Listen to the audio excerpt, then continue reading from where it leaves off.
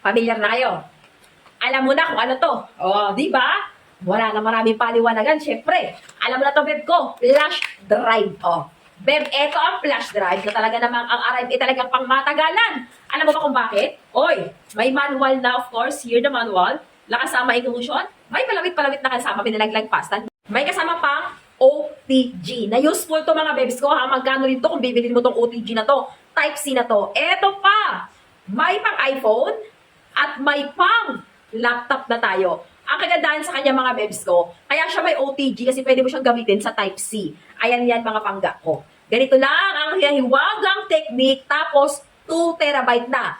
2 terabyte na mga boss ko. Ganun lang talaga kasulit yan. Okay? 3-in-1. Naka-discount sale si ating flash drive. Tinaman mga mabuti yung pinaka-brand niyan mga pangga. Ilalagay ko na lang yung mismong link niyan kung gusto mo yung ganito. Maraming files, maraming videos ka na.